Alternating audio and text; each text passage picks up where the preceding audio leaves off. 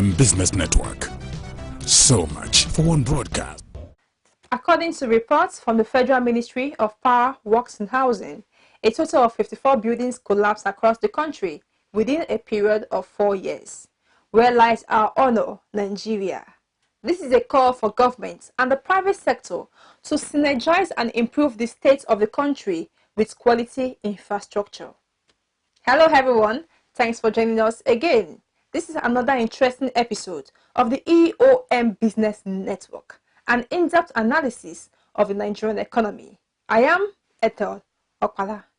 On today's episode, we shall kick off with the news segment. Thereafter, the Spot On, with the Group Managing Director and Chief Executive Officer of VOWGAS Group, no other person than Godwin Izomo.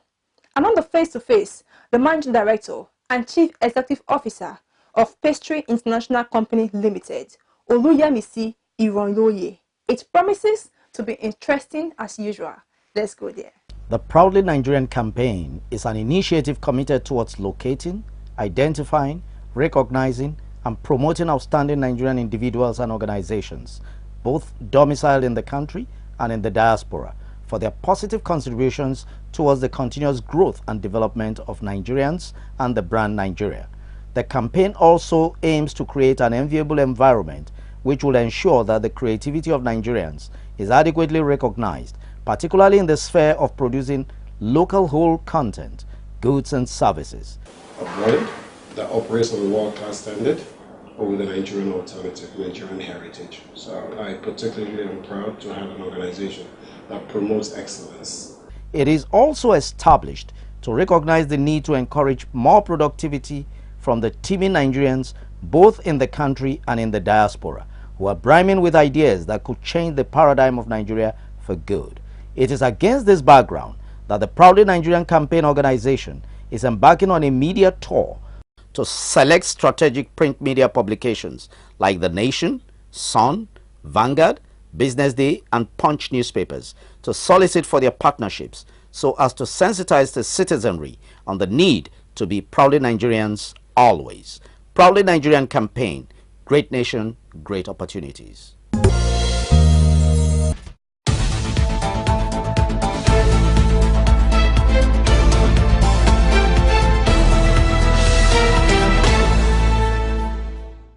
The federal government of Nigeria says all tiers of government are now being proactive to improve on the ease of doing business in the country. Expectedly, government and other related agencies have been put on watch by the organized private sector.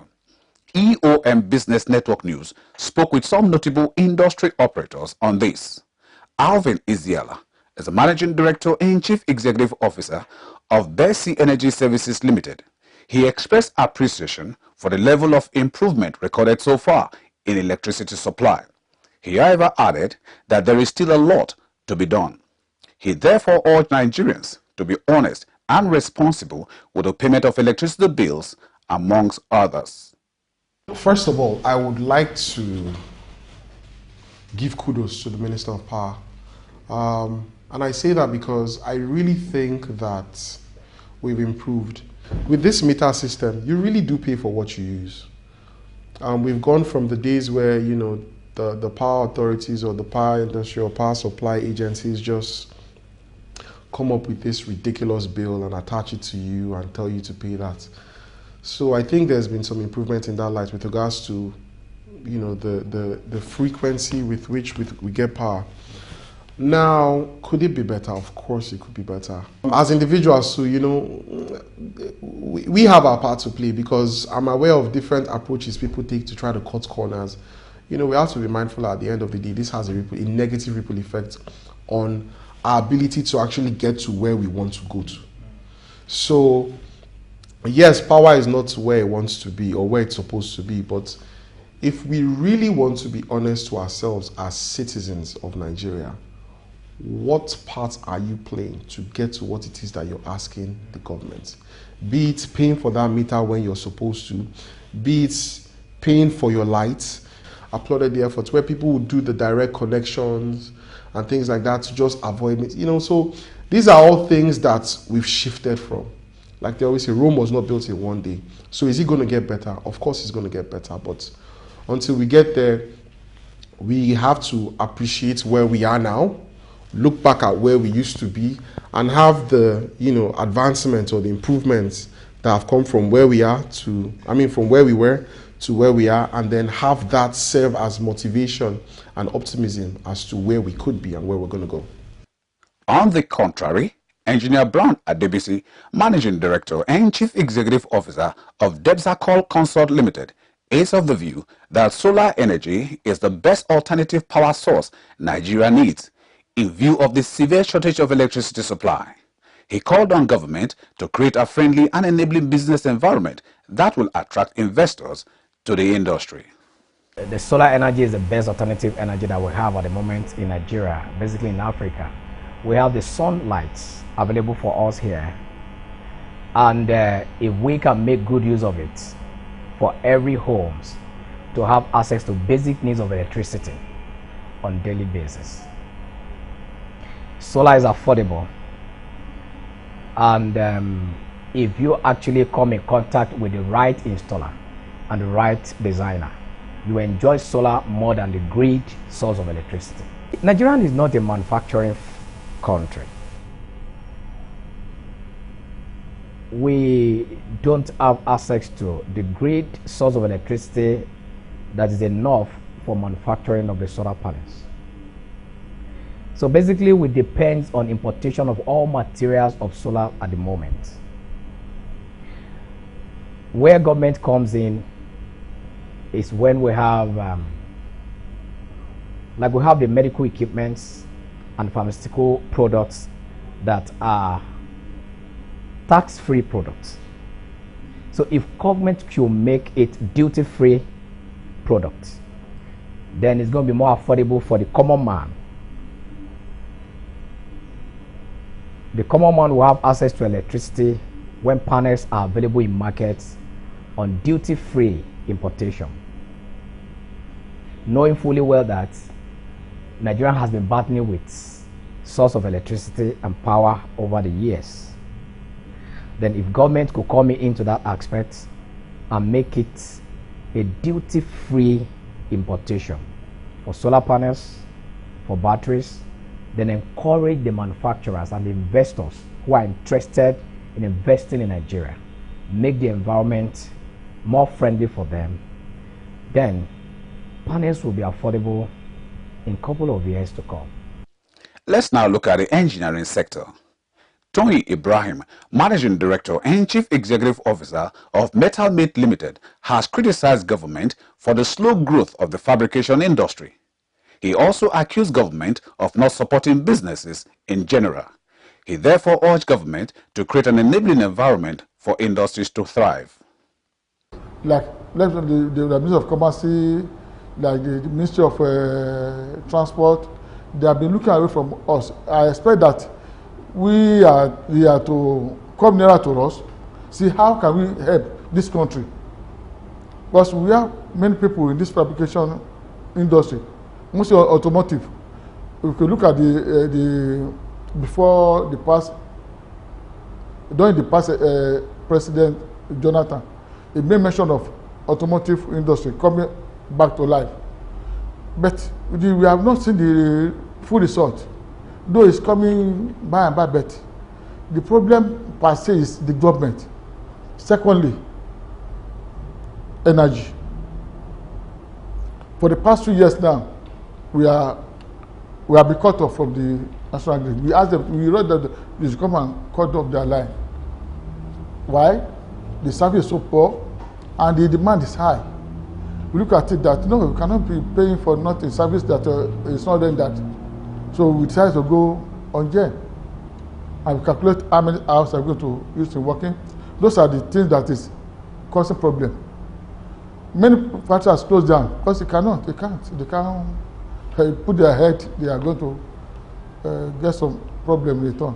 So some of them pull out from the business. So the area we need government is that they should come in, bring the fabricators together, see how they can.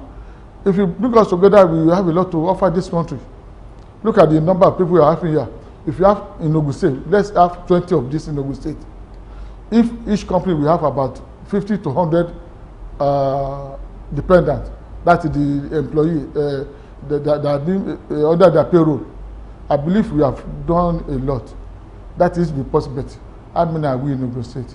Still on engineering, Managing Director and Chief Executive Officer of Morgan OMONITAN and Abe Limited, Dakbo Abe, has criticized government's failure to create the right environment for the Nigerian engineering business. He is worried that human capital development in the sector might be heading for crisis. You would agree that in the Western world particularly, there are a whole lot of Nigerians excelling, even in engineering. However, we're not encouraging people to catch on to that here. And what is it? It's because we're not giving merit the right of place.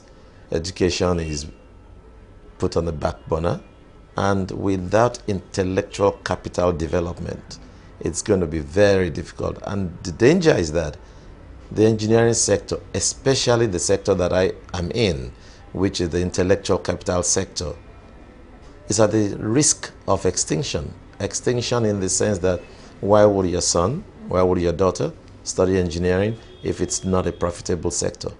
Everybody's going to move to profitable sectors, and when we don't even look up to our own and we want to give everything that comes out of the Nigerian state to foreigners, soon there will be no work for people like us. Engineer Dr. Sami Bankole, Principal Partner and Chief Executive Officer of SANOL Engineering Consultants Limited, has expressed confidence in the Nigerian government to enact the right policies and ensure their implementation so as to move Nigeria out of recession. They need to sit down and do a thorough planning and implementation of whatever plan they have for this nation. I believe they have their agenda, they have their plan, they have things they want to do, and everything they are planning to do are all good for this nation. But the will, the strength, and the and the power ability to implement it is the area they need to work. Everybody knows what to do, what is good for this nation. But even in the process of implementing, there are challenges, there are oppositions, there are issues that have to, but the will to be able to go ahead and implement those agenda, despite whoever is being hurt in the process, I think we go a long way to enhance the development of the nation. Our economy is key, infrastructure is key, and those areas are the things that quickly develop the economy of a nation. Now to Lagos, in the celebration of 50 years of its creation, Executive Director of Ship and Shore Services Limited, Dr. Gbadebo Akinsoya, has commended the Lagos State government for efforts so far in the development of the state. Dr. Akinsoya also spoke in support of the Lagos Atlantic City project. When you look at Lagos in the last 50 years, a lot of developments have taken place. Yes, we have been very ambitious. We have not been able to put our developmental in such a way as to make it easy for sustenance and viability of Lagos.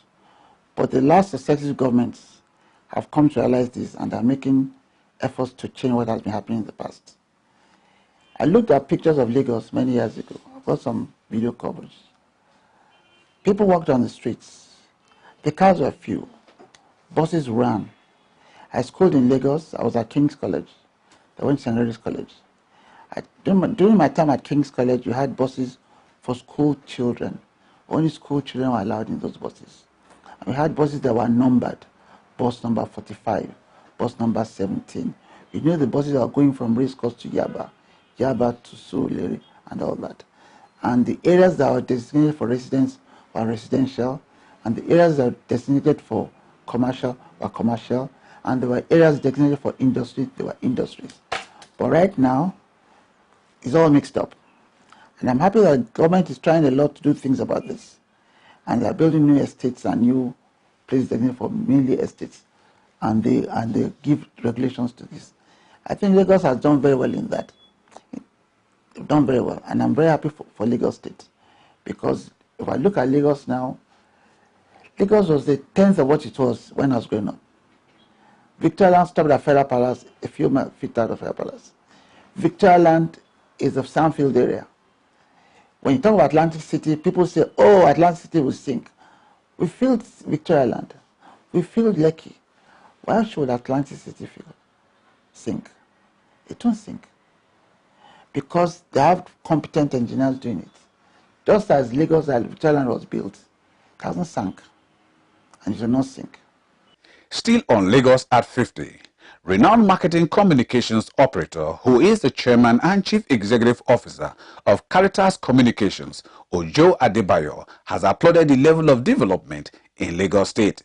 He is, however, of the opinion that there is still room for improvement. First, it's hooray, hooray, hooray to Lagos. The number 50 is golden.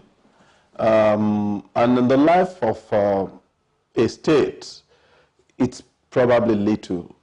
But if you put Lagos in the context of the country that we are in and in the context of Africa and what has been accomplished in those 50 years compared with other states, Lagos has done very well. Within the context of available resources and apple-to-apple comparison, I will give Lagos 8.5 over 10. And here is the reason. Number one, look at things such as revenue. Look at how Lagos state government from Asiwaju Tinubu to Fashola to Governor Ambode have grown internally generated revenue. Look at some of the projects that they have invested in. Also, look at how much Lagos State contributes to the national basket in terms of things like VAT that is collected in Lagos. And you look at how they have applied those funds. Lagos is perhaps a state where you will find everybody from every other state. Probably every town, every village, every community is represented in Lagos. So if you look at the challenges that Lagos has to do, against the background of the revenue it has and what we have to show for it, I would say Lagos has done excellently well. Is there room for improvement? Yes, no doubt. But compare apple to apple, Lagos has done very well over the years. National Secretary of the Nigerian Association of Road Transport Owners, who is also the president of West African Road Transport Union, Aloga Ogbogo, has added his voice to the call for enhanced infrastructure in Nigeria.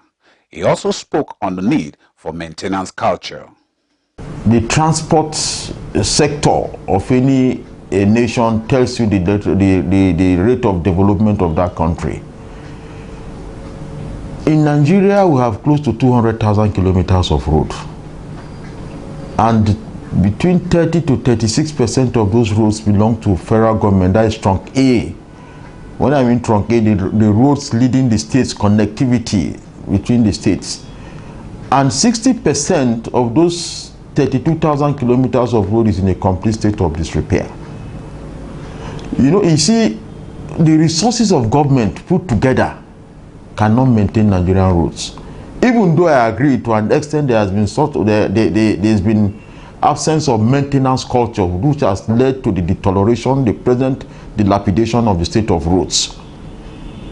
The roads are so bad that if I have my way, sometimes I may be tempted to declare a state of emergency on some of these roads.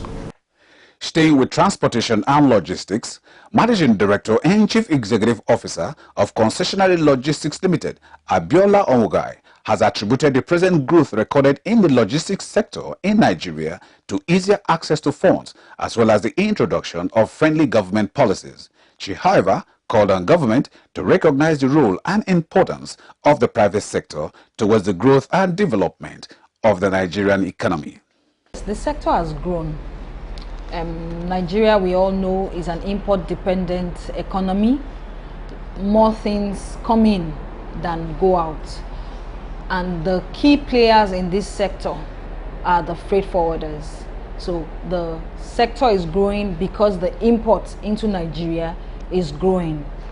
Also recently, the federal government is partnering with CBN and all other agencies to ensure that funds are available to importers. The regulations are being made easier on importers. So going on, we will see more of growth in that sector because we are still importing and the funds are being made easily and readily available now. One of the challenges was, I already mentioned in my first point, the availability of funds, which is already being taken care of. Another challenge is the government agencies. The federal government needs to help us in line with their agencies.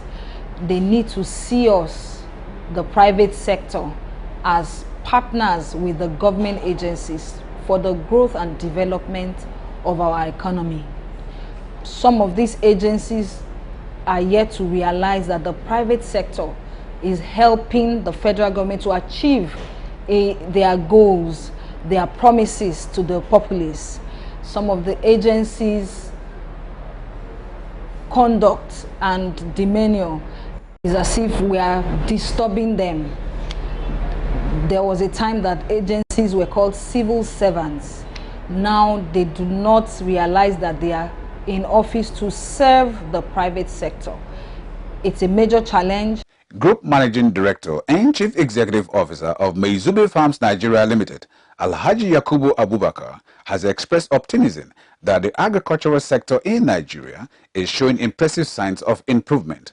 Alhaji Abubakar spoke on this during an exclusive interview with EOM Business Network News correspondent in Abuja. For the past 2 years now, agriculture has, I think, has improved in terms of the output, in terms of the numbers of people that participate now in farming, and then in terms of equipment too and fertilizers issue. For example, to be sincere with you, normally we do find it difficult to get fertilizers, but like I have mentioned, for the past 2 years, we don't have any difficulty accessing fertilizers. We go to the factory here, which is located in Mina, and we place our order and we get the fertilizer. This is a very good development.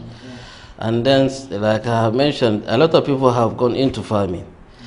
So that has helped in terms of unemployment, because some people that doesn't have anything doing now, they have something doing. So that has helped again. And then thirdly, again, like I have said, the product makes things to like the prices of product to collapse. Whenever there is harvest, the harvesting period is here, you see that food products keeps on crashing. The prices keep on going down, and that is another plus. In terms of the equipment, I think the government has tried to assist the farmers with the tractors and other equipment. And again, I think there was this policy of assisting the farmers. Is it they call it farmer growers or something like that? That has to do with the rice production here in Niger State. They give the farmers the seed, the chemicals, and then assist them with money or the tractors to go and help them to do this thing. So I think with this, there is a lot of improvement that we are seeing and we are noticing. Now to the aviation sector.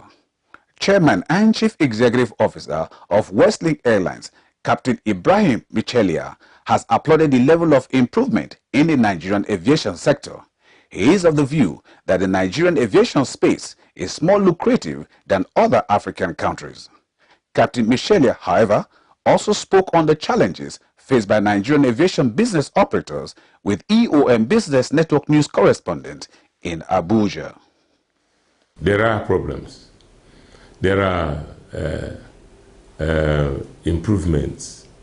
It's not just about 2 years. It's about many, many years back. The major problem that we are tackling today, in essence, did not start today. It started over a long period. But with aviation, I've always said that a deliberate intention and policies will make things a lot different. Because if we go out and clap for other people's aviation, we cannot clap for ours before going out. It's quite possible. The environment is there. In fact, we have a more lucrative aviation business environment than most of the places that are doing well. So it's still part of this, our intentions to really do the right thing is really the problem. It has nothing to do with whether the ingredients exist or not. They do exist for progress, tremendously. It's a system problem. It's a systemic problem. Systemic in the sense that, have we done all the best that we should? I would say no. Is there more room? Yes. Can we do it? Yes. So we should probably try to look at those things that we've been talking about for the past maybe 30 years. I've been into this now, I'm approaching 35 years now in it. And from the time I started to be in management of airlines, close to also 30 years now, I've always had the same complaints. Why we haven't been able to actually listen to them and try to address them probably is what still baffles me. Because for me, I believe there are things that can be addressed. We have the wherewithal to attack them frontally and solve the problems, and make our aviation also something that people elsewhere will come and talk about. Technical partner of AEC Serve Limited, William Wago, is of the opinion that computer-aided design industry in Nigeria is vastly untapped due to lack of exposure. He expressed his view in an exclusive interview with EOM Business Network correspondent.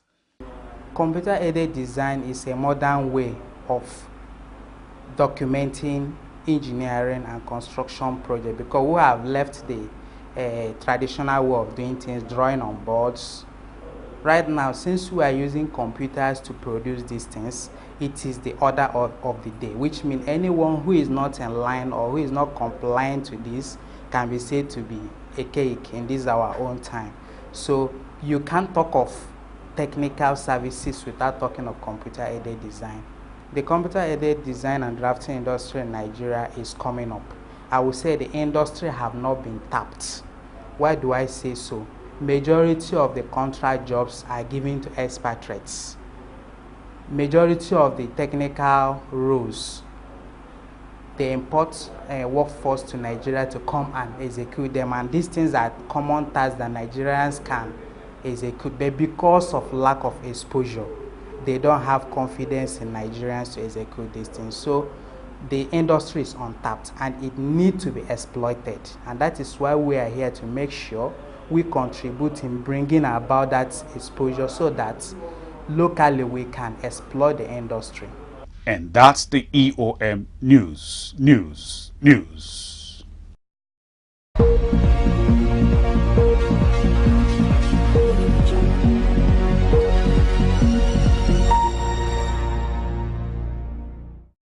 Hello viewers, out here on the streets of Lagos. I am INT'L Okpala.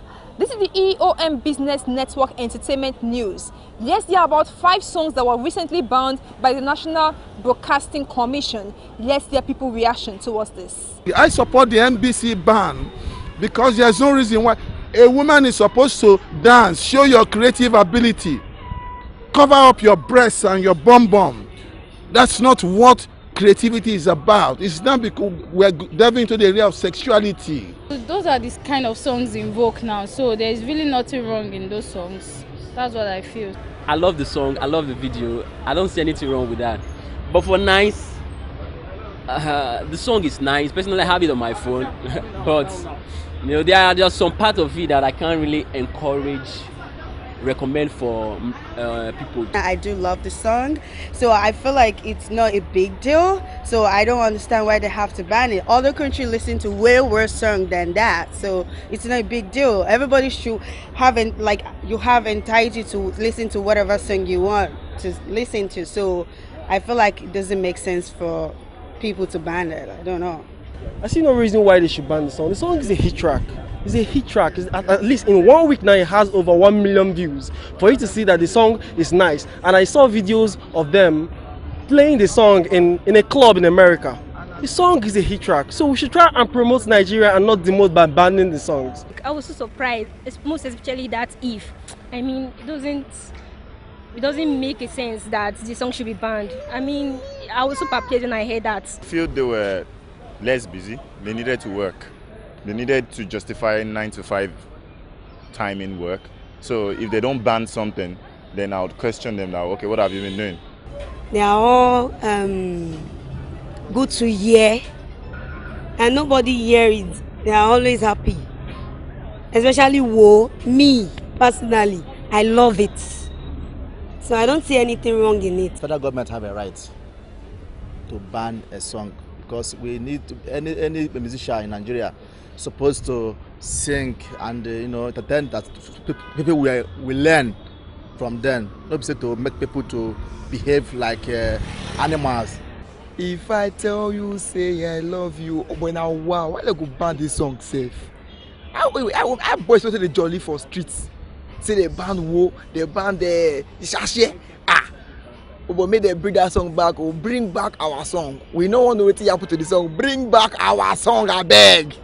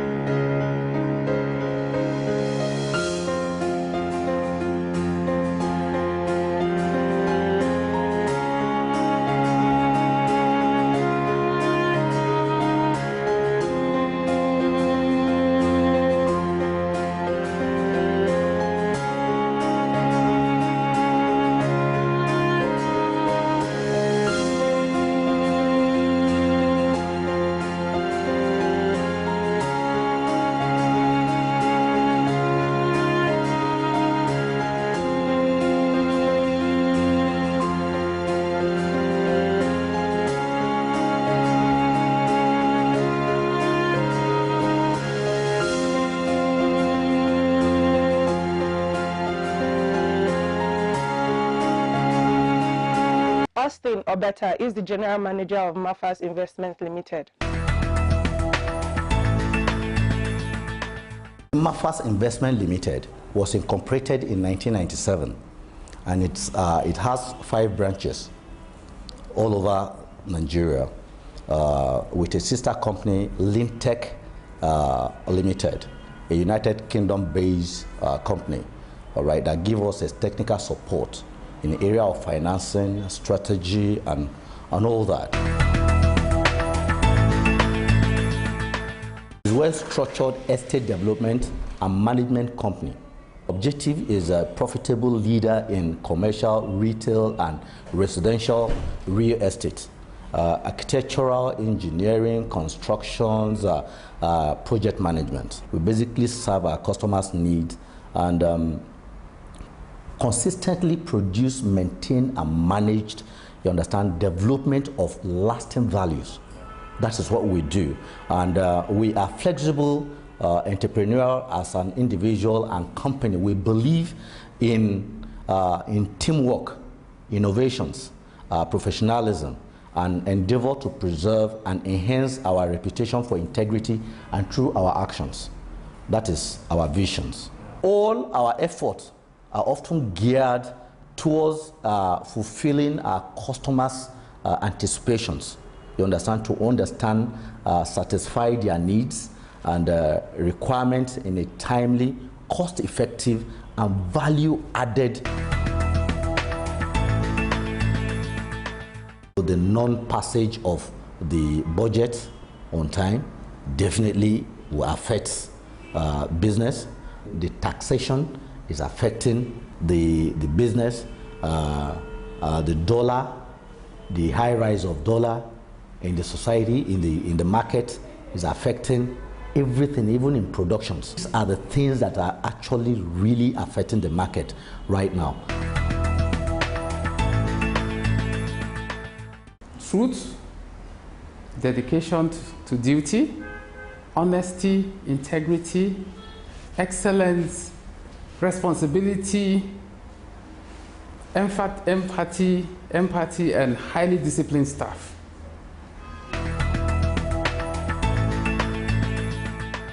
Mahfas Investment Limited basically is known for its architectural and building engineering, construction, and project management. Her clients' expectations are well satisfied within specified time, and a group that is highly experienced and disciplined management teams who have excelled in their various capacities. These seasoned professionals have brought their talent to bear in projects executed by the company. What makes Mahfas unique? Mahfas don't compromise quality, even in the face of recession, especially at this time due to the high cost of materials in the market. The ability to deliver, our rooms are very spacious. Example of our 3-bedroom, land size is about 650 square meters. Living rooms / dining, 70 square meters. Bedrooms, 20 square meters. Our kitchen is about 16 square meters. And our bathrooms is about 6 square meters. High quality blocks, stroke interlocks, which we produce. Dr. Paul Adoyi is the Chief Executive Officer of Pharma Giants Nigerian Limited. We formed Pharma Giant in 2013. Before then, we've been in poultry industry. As a veterinarian, I've been in poultry industry for a very long time. As a matter of fact, I've been in the industry since 1999. But we formed Pharma Giant Nigerian Limited in 2013, registered with the Corporate Affairs Commission. And our main objective is to provide information for farmers, because we ourselves, we are farmers. We have poultry, we have our 2 poultries, and we have a cassava farm. What we intend to do when we formed the organization was to provide information in terms of consultancy, seminars, and training.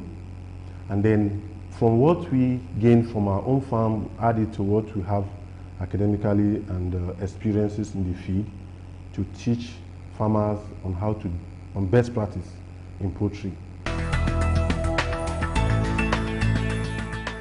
While still in the university, I started practicing poultry. I started production of other food items. So despite the challenges in the industry, the passion kept me going. So it has been ingrained in me right from my time at home before I even entered the university.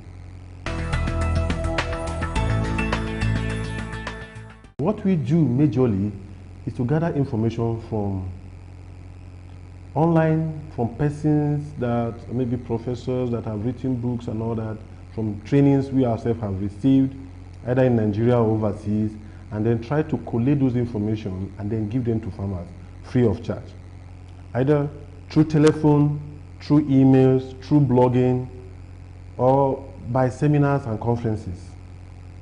So we've been able to achieve that. In terms of consultancy, our consultancy services are free.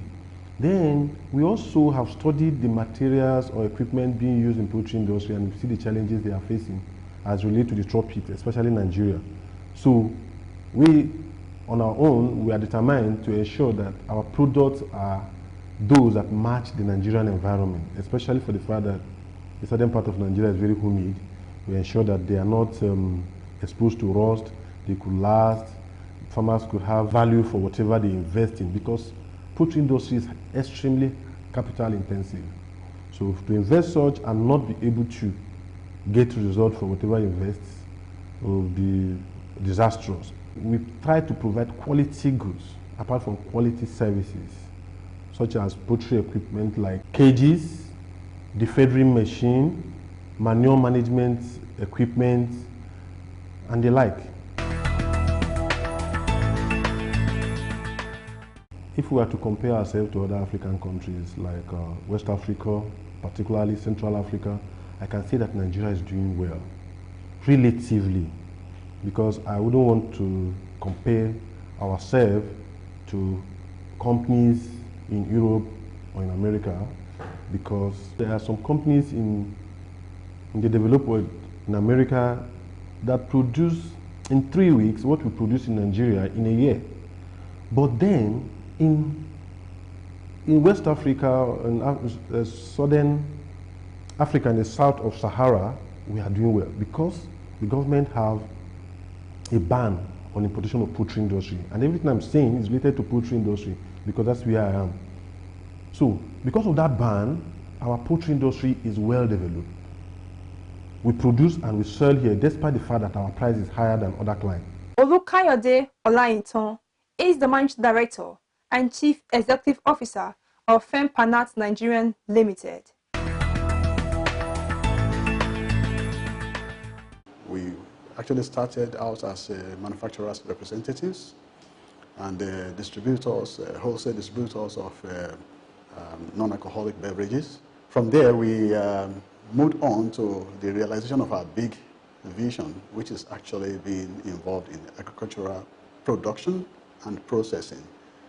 So in 2013, we began the process of starting the agricultural venture, made inquiries, and eventually ended up having our first farm in Ogun State. It's a 50 hectares farm where we started off, and with the support of the state government and all other stakeholders, we've been able to commence our operations. The vision of FEMPANATH Nigeria Limited is to actually to support the food sufficiency for Nigeria, to become a major player in the agricultural sector, to produce organic and healthy foods for the population. That's actually our main vision. We plan to and hope to realize that from different perspectives. Among our guiding principles is the principle of integrity and quality. That's something we cannot compromise. Quality and integrity is something we cannot compromise.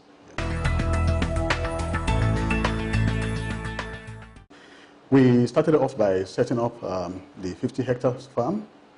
We started that in 2014, and we actually commenced planting an orchard, a 50 hectares orchard of citrus in 2016. We have so far planted about 3,900 stands of citrus, which are doing well. It's still an ongoing project. We are continuing the planting until we've actually planted about 10,000 trees. So we are in progress, and we aren't yet there. Among our ongoing projects also is the cultivation of about 40 acres of vitamin A cassava and vitamin A maize. It's very easy to almost blame the government for everything, but we have to be realistic with ourselves, that the government cannot do everything. So we see some of the limiting factors as, first, access to land is a major concern. Someone asked me earlier why we didn't set up this farm in Lagos. Lagos doesn't have so much land, and other states that have, there's a kind of control on how the land is made available. So we need access to land. We need access to extension services. Extension services. These are services that the Nigerian governments had in the 60s and in the early 70s that supported farmers, both private smallholder farmers and corporate farmers. So we need those kind of supports. We need access to the output of research from our agricultural institutes. A lot of extremely good research has been done in the universities, especially the universities of agriculture. They are lying on the shelf. They are not made available to practitioners like ourselves. They are not made open to us. They're not introduced to us. Probably we could be interested to pilot some prototyping or some development. Access to funds is one of the other constraints for the agricultural sector. The agricultural sector is unlike the trading and commerce sector, where you have rapid returns. Godwin Izomo is the Group Managing Director and Chief Executive Officer of MG VOWGAS Group. MG VOWGAS was incorporated in 2006, December precisely. We did not start operation until 2009. A two-bedroom flat somewhere in Okpogu. And from there, we moved to close to Shell. From there, we moved to our own facility in Eliozo area, a 3-story building. Then from there, moved to our base here, the Maizube fabrication yard. So it has been a journey supported by God. Whatever you see here is a product of what God has done, not by my strength. Because the Bible said that by strength shall no man prevail. God have all these years taken us from one step to another and has been faithful to us in every aspect of our operation. You know, challenge is part of our life. Without challenge, you can't think outside the box. But when you have challenges, then your best can come in. So challenge, if I tell you that all these things come without challenge, I'm lying. The whole journey started around 2009 precisely when we start operation, but with different, as you know, as you grow, you encounter different challenges. So we have our own share of our challenges, but God has seen us through to this stage. And He's still taking us somewhere that only Him can define. I can't define it.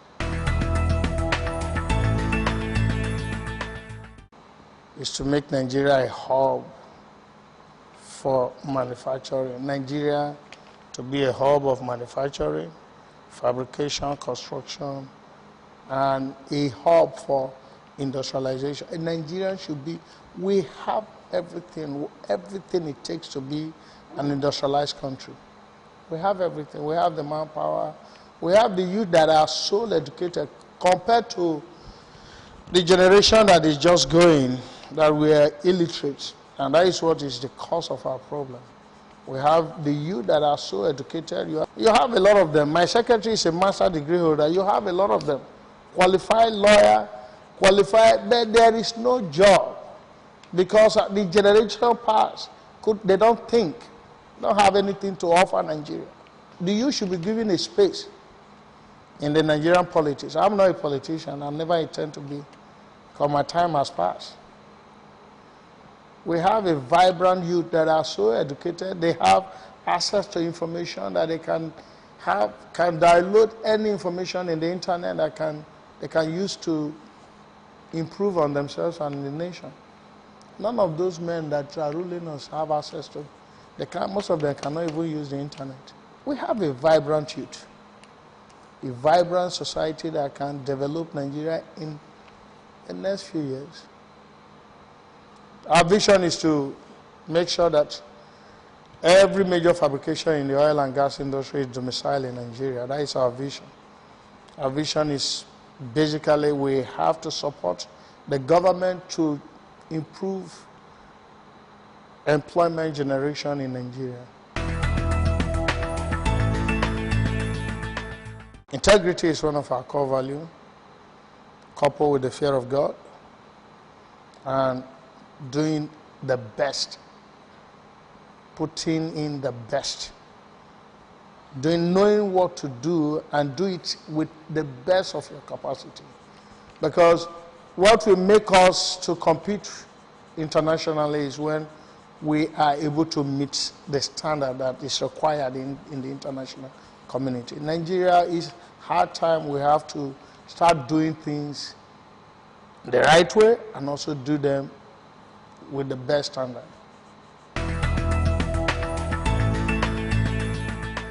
This company is dedicated to work in oil and gas. Oil and gas, offshore or onshore. Onshore is, you know, is a large number of equipments that we can fabricate it. And like I say, you can start for the piping fabrication. We can work for the subsea flats. You can fabricate the plats you can fabricate the jumpers, you can prepare here, you have space enough to the jackets, you can fabricate the decks, you can fabricate all these kind of equipments. You have space, you have conditions for start as soon as possible. You're waiting for the first opportunity.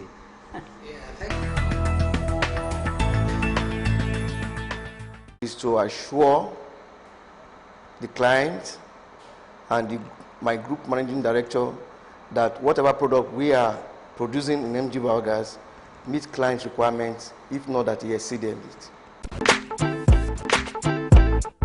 Oluyemisi Ironloye is the managing director and chief executive officer of Pastry International Company Limited.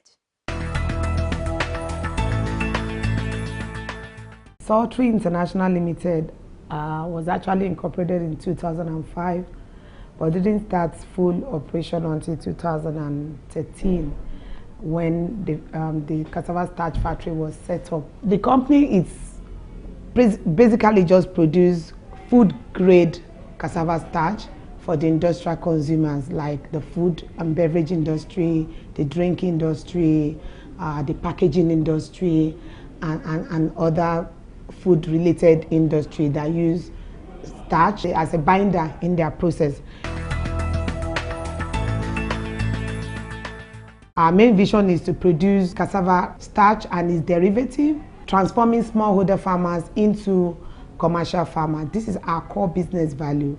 So we work with a lot of smallholder farmers. We work with smallholder farmers who produce our raw material for us. So down the value chain, we work from top to the down of the pyramid, working with about 2,000 farmers to date who produce our total raw material. We consume about 250 tons of cassava roots daily to produce about 50 tons of starch daily at full capacity.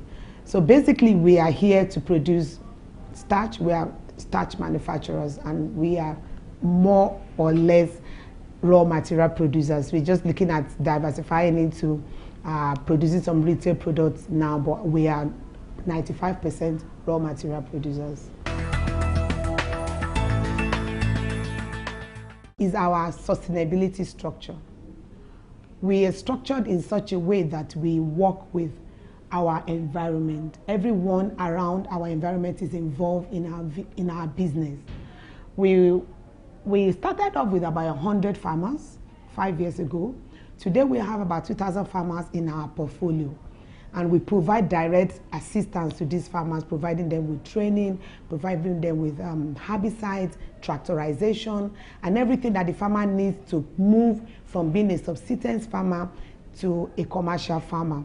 We really don't want to cultivate our own raw material by ourselves. We feel we want to face our core value, our core business. However, we know that the business is going to be better structured and have a more sustainable plan if it includes its environment, the poor rural farmers around its own business.